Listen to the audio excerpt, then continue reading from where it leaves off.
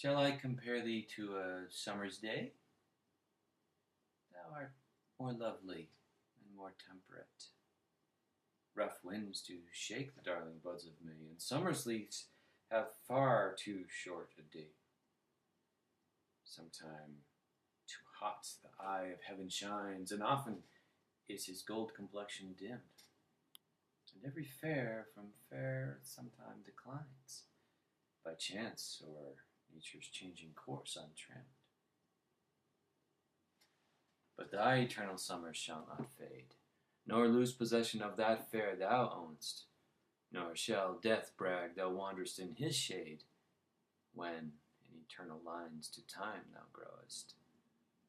So long as men can breathe or eyes can see, so long lives this, and this gives life to thee. Well, there it is, the sonnet in English. It is an amazing thing. It's had a long history, even though it really started out with this intense period of lots of people writing sonnets, 1590s, we'll get to that. But it stretched out and had a long-term consequence. So I'm going to give you a general introduction to it, and we'll walk through a few examples, and then you will be ready to enjoy sonnets, maybe even write sonnets of your own. So here goes. I want to take you back to the history of the sonnet. It's not an original English form. It's actually an Italian form.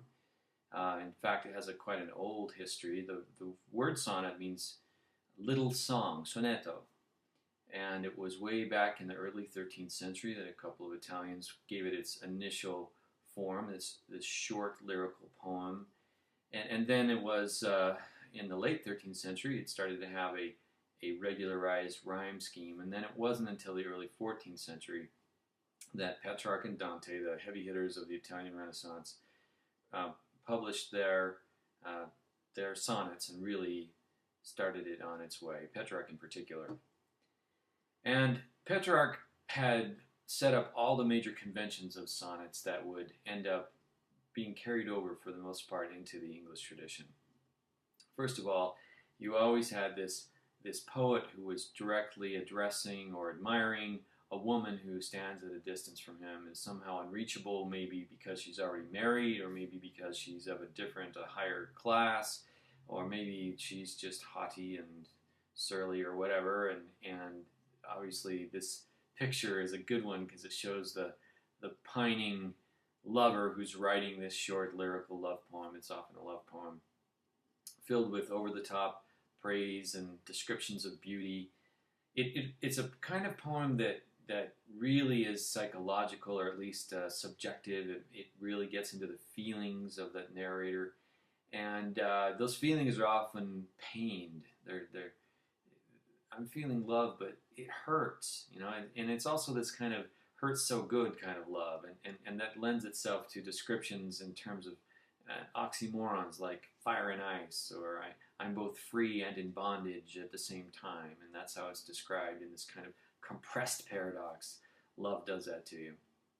There's also a standard theme of eternal youth and love are sustained because of the verses that are being written by the poet, and there's also this kind of self-deprecation that's there, that, all right, I'm not worthy of you, or sometimes it's, you are the one who is the inspiration, you're my muse, and I'm just this lowly person who must worship you at a distance.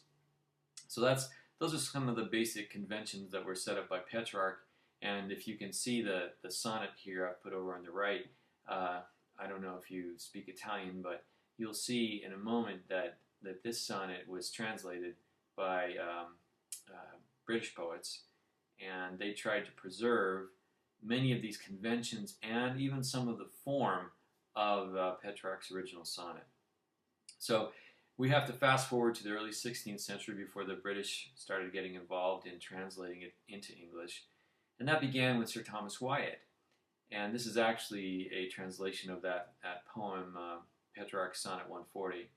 And the thing I want to point out to you here is he was trying to bring forward the rhyme scheme from the Petrarchan sonnet tradition. So you can see the final words of this: harbor, residence, pretense, banner, suffer, negligence, reverence, displeasure. You'll see in a minute that this is echoing the Italian rhyme scheme. And what Wyatt was not trying to do was to imitate a given rhythm. That would be an innovation that would be really brought in by another person in the mid-16th century, Henry Howard, Earl of Surrey. And he's the one who started to really give this alternating rhythm that became characteristic of so much of English verse, whether it's blank verse often used in drama or in iambic pentameter that's used in the sonnet tradition. So you'll see here on this second stanza where I have emphasized the words here, my doubtful hope and eke my hot desire, with shamefast cloak to shadow and refrain, her smiling grace converteth straight to ire, and coward love then to the heart apace. Obviously I'm overly emphasizing it, but I simply wanted you to start hearing that, and that's very different than over here. She that me learneth to love and suffer, and will that my trust and lust, negligence, be reined by reason, shame, and reverence, with his hardiness taketh this pleasure. It's jarring. It's not trying really to have a consistent meter to it. Wyatt was trying for the rhyme. Surrey was trying for a more consistent rhythm. He also broke it into different subsections. So we have quatrains, 3 sets of 4 lines, whereas in Petrarchs tradition, you normally had 2 sets of 4 lines followed by 2 sets of 3 lines. In the English tradition, it would most often be 3 sets of 4 lines followed by a closing couplet. But we'll get to that in a second. One other thing I wanted to point out was that both of these men had their works published in a famous anthology published in the mid-century, mid-16th century, Toddle's Miscellany. The real title was Songs and Sonnets. And that's like the very first time that we had the lyrical tradition of English poets really kicked off and collected and published in a major way. All right, so that's kind of the background and history of the sonnet in its earliest form. It wouldn't be Wyatt and Surrey who were really the masters of the English sonnet like others would be, but we appreciate them for their early efforts to adapt and adopt the Italian sonnet form. Okay, let's take a closer look at the form. And the one obvious thing is that you have a very standardized length. This was not always the case in the Renaissance. They would consider a sonnet pretty much any short lyrical poem, but over time that was not the case. And so you would have, if something were not 14 lines, it would not be considered a true sonnet in time. And this is the Petrarchan sonnet form. I actually wrote a sonnet about the sonnet form to try to illustrate it a little bit. And you can see over here on the right side that I have indicated the rhyme scheme. And there are only 5 rhymes in the whole poem, A, B, C, D, and E. And so the A rhyme is ong, and the B rhyme is angth, or I cheated a little bit, and ang is the other B rhyme I put in there. And then you have the C rhyme, which is earn, the D rhyme, which is ein, and the E rhyme, which is end. So that follows in a very structured pattern: A, B, B, A, B, B, A. So ong, angth, angth, ong, ang, ong. So you can see that in the actual sonnet I've written there at the ends of those lines. And that is called the octave. First 8 lines, octave 8. And it was followed by the sestet, a set of 6 lines. And that part of the poem was a little less rigid. This was a very standard arrangement of the rhyme, C, D, E, C, D, E. But essentially it boiled down to any arrangement of 3 rhymes. Maybe not 3 couplets in a row, but pretty much anything else. So you could have C, D, D, E, whatever. Anyway, any combination of C, D, and E. Now you'll see over here on the left side that I've indicated something called the volta, and that's Italian for turn. And this referred to a turn or change in the thought. And so, as I say in line 9, but then mid-poem often came a turn, the volta, past an octave set of lines. And that volta would mean the first half, or rather the first 8 lines, the octave, would set up some kind of an issue or a problem, a riddle, and then the last 6 lines would be an answer or a response or some other kind of movement away from the initial 8 lines. That pattern was sometimes followed in the British tradition and sometimes not. Even when they adapted it to a different rhyme scheme, they would sometimes keep that volta after line 8 and before line 9. More typically, though, the British form would move the volta down to between lines 12 and 13. In other words, there was a final couplet that would be set off as something different than the previous 12 lines. So long as men can breathe, their eyes can see, so long lives this, and this gives life to thee, from Shakespeare's Sonnet 18. That's a good example. So there you have it. This is the Petrarchan sonnet form adapted to English with iambic pentameter. From Italy, the sonnet, little song, a poem set to 14 lines in length, perfected to pentameters of strength in alternating iambs, never wrong. Each line must rhyme with others all along, and so the sense upon the ear would hang, and as though from heartfelt harmony it sprang and flowed, in jambant making thoughts prolong. But then mid-poem often came a turn, the volta past an octave set of lines, the sestet that remained would frame an end, a lyric, not a story, something earned through praise and wit and images refined, both time and thought distilled as they are penned. And that is true. There's a kind of compression. There are sometimes poems that seem to take on a bit of a story form, but mostly the sonnet is a non-narrative form, unless there's someone like Spenser who wants to create a story out of concatenating a long set of different sonnets. Now, one word that I referred to in line 8 here, enjambment, is an important one to understand as well. Enjambment, as I suggest in lines 7 and 8, it sprang and flowed, enjambment, making thoughts prolong. Enjambment means carrying the thought over from the end of the line to the beginning of the next line, essentially avoiding any kind of end-stop punctuation at the end of the line. And I'm actually demonstrating that between lines 7 and 8. So this tends to keep the forward momentum going and keeps the form from feeling too stilted. Because after all, it is very regularized, very orderly, and it can seem a little bit artificial if you're always ending, if your voice is going down, as it often does when we come to end punctuation, and instead it can give it a more natural feel as it moves along and really effectively hides the rhymes inside of the poem because you're not pausing and saying, hey, here's a rhyming word at the end of each line. So that's an important word to know, French word, enjambment. All right, so as far as the content goes for the British sonnet, you're going to see a lot of things here that are carried over directly from the Italian tradition, especially that major theme of love.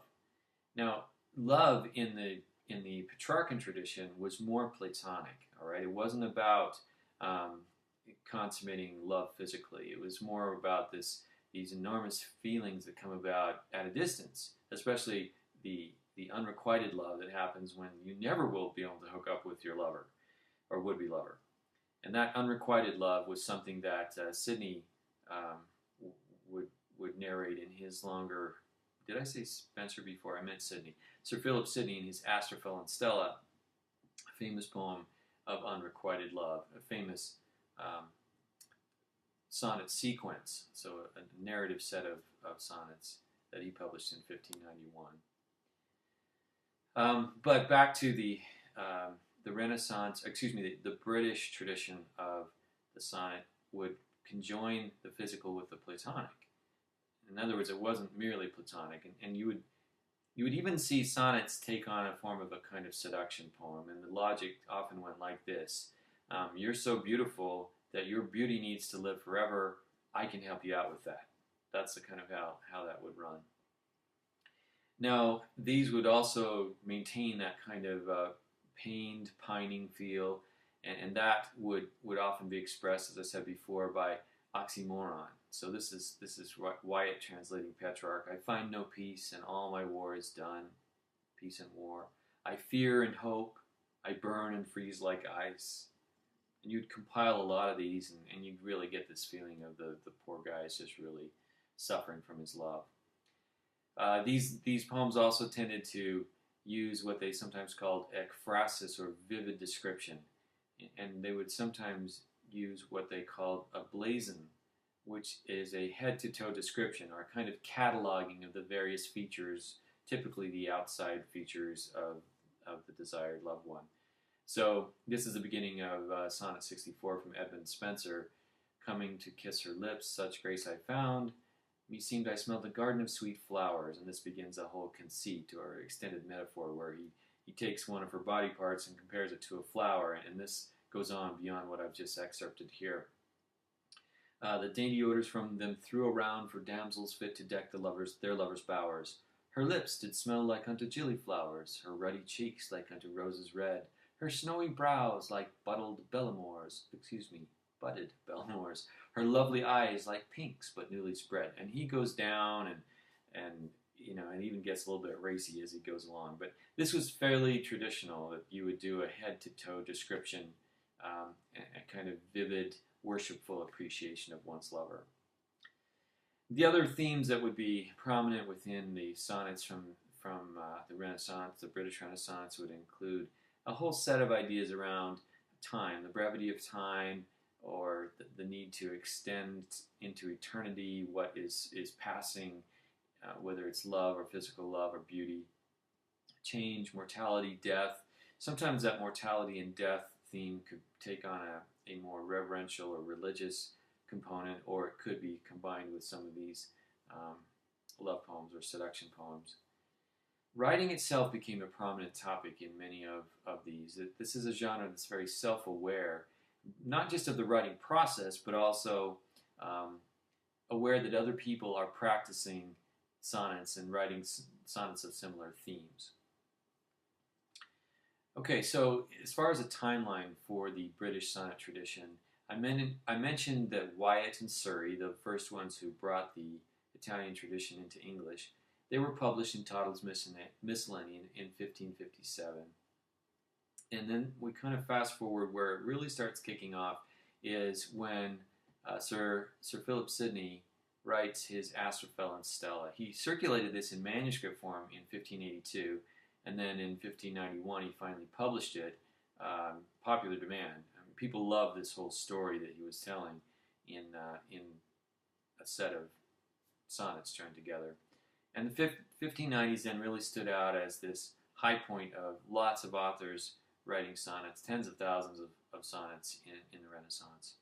Shakespeare came along at the waning part of this tradition and published his sonnets in 1609, and they still are very prominent as representative of the period, but they are not exclusive, and there are others that really were more popular than his. Fast forwarding to the devotional poets in the early 1630s and 40s, we have George Herbert's The Temple, published in 1633, and even beyond that, you would have Milton publishing his sonnets or writing his sonnets. So the sonnet tradition would continue and be a kind of staple. It wouldn't quite have the same prominence that it had right before the turn of the 17th century. And then if I wanted to, I could have stretched this forward in time and shown an entire tradition that went steadily into the 18th, 19th, and 20th century. Even the 21st century, the sonnet has become a workhorse of lyrical poetry for writers of English.